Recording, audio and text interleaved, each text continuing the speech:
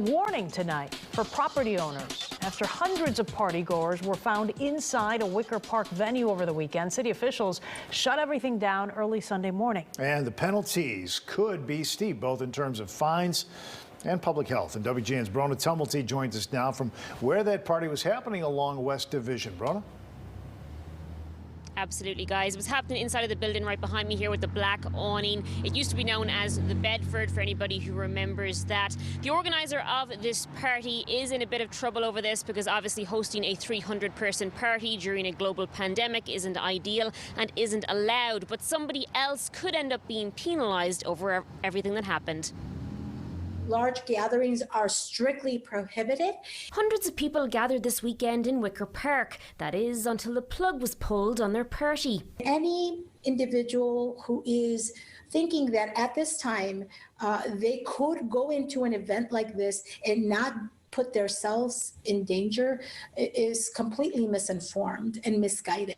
Rosa Escarino is the Commissioner of the Department of Business Affairs and Consumer Protection, which operates a city task force formed to crack down on large-scale events prohibited under COVID-19 restrictions. Our task force is comprised of members of BACP enforcement team, as well as the Chicago Police Department, the Department of Buildings, and the Fire Department. They found a flyer online promoting this event, so early Sunday morning went to check it out. We found 300 individuals having a large-scale event, no masks, no social distancing, just completely unacceptable behavior. Aside from the sheer number of people, we're told there were serious safety violations like a lack of sprinklers and not a smoke alarm to be seen. On top of that, it appears the party organiser, named as the Vault All Access, doesn't hold any proper licences to run a business. By holding these events, it is completely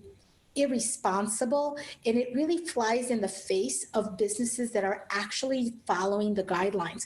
A total of 5 cease and desist orders for illegal business activity have been issued against the organiser, along with 9 citations, 2 of which are COVID related and carry fines of up to 10 grand each.